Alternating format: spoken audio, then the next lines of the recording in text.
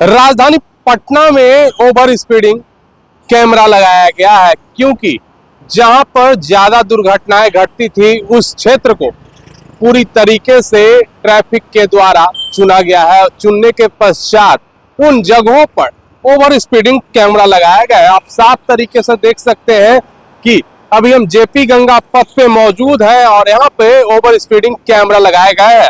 तमाम अगर पटना की अगर बात की जाए तो पूरे पटना में 8 जगहों पे ऐसे कैमरों को लगाया गया है, क्योंकि लगातार राजधानी पटना में अटल पथ, मरीन ड्राइव, जेपी गंगा पथ पे लगातार एक्सीडेंट काफी हो रहा था, जिसके चलते यह ओवर स्पीडिंग कैमरा लगाया गया है। क्योंकि जेपी गंगा पथ नीतीश कुमार का ड्रीम प्रोजेक्ट था, जिसके पश्चात इतनी अच्छे सड़क पर गाड़ियां पूरी तरीके से रफ्तार में चलती थी, 100 पार चलती थी। इसको कम करने के लिए, दुर्घटना को कम करने के लिए सरकार के द्वारा ओवर स्पीडिंग कैमरा लगाया गया है। राजधानी पटना में 8 जगहों पे पूरी तरीके से कैमरा लगाया गया है और इस पर क्या विशेष जानकारी दे रहे हैं ट्रैफिक डीएसपी अनिल कुमार, आइए जरा देखते हैं। इसका मेन उद्देश्य यही है कि लोग अपने वाहन को नियंत्रण में रखें, खास करके जो वाहन अधिक गति से चला रहे थे, जिनको कोई डर भय नहीं था, खास करके नवयुवक जो मोटरसाइकिल चला रहे थे, कार भी स्टंटबाजी कर रहे थे, उनको नियंत्रण करने के ख्याल से 8 जगहों पर एक कैमरा लगाया गया। जो आप एलसीटी घाट के पास में देखें, यहाँ सभ्यता द्वार के पास देखें, दीघा गोलंबर हो गया, अटल पथ पर लालू नगर के पास हो गया, इंद्रपुरी के पास हो गया, आप आर ब्लॉक के अटल पथ पर ही आर ब्लॉक के नीचे हो गया, पर फिर हज भवन के सामने हो गया, हार्डिंग रोड में हो गया, एम्स की तरफ हो गया, जो पाटली पथ जिसको कहते हैं, वहाँ गोलंबर के पास लगा हुआ। इससे काफी फायदा हुआ है। जो भी वाहन अधिक तेजी गति से चलाते हैं उन पर फाइन की कार्रवाई की जा रही है। ऐसे पथ निर्माण विभाग की तरफ से इसका स्पीड का लिमिट किया गया था 80 के स्पीड से, जो अभी तक वर्तमान में कार्रवाई की जा रही है। जो भी 80 से ऊपर अपने वाहन को चला रहे हैं, जिससे जान के खतरा लोगों का, अपने भी और दूसरे का, ऐसा नहीं केवल अपने चलाते हैं उनका अपना ही हो रहा है, दूसरे लोगों को भी दुर्घटना का शिकार हो रहे हैं। इसको नियंत्रण करने के ख्याल से इस पर कार्रवाई की जा रही है। इसको लगने से राजधानी पटना में एक्सीडेंट कम मात्रा में उन जगहों पर लगाने से नियंत्रण हुआ है। जो पहले जो एक्सीडेंट थे वहाँ पर उन लोगों को भी ज्ञान हो गया है कि वहाँ पर धीमे चलाते हैं, दूसरे जगह स्टंटबाजी कर रहे हैं। इसको भी रोकने के लिए आगे और प्रस्ताव भेजा गया है। भविष्य में उस पर लगाने की कार्रवाई की जा रही है, कैमरा बनाया जाए।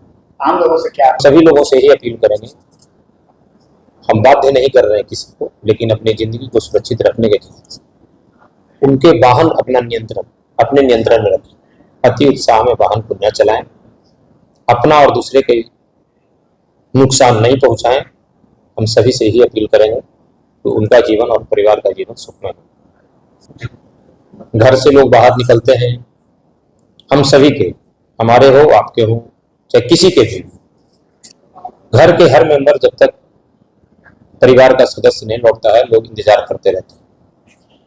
और दुखदायी समय होता है जब किसी की दुर्घटना होती है, जब अपने आप पर बीतता है तो पता चलता है।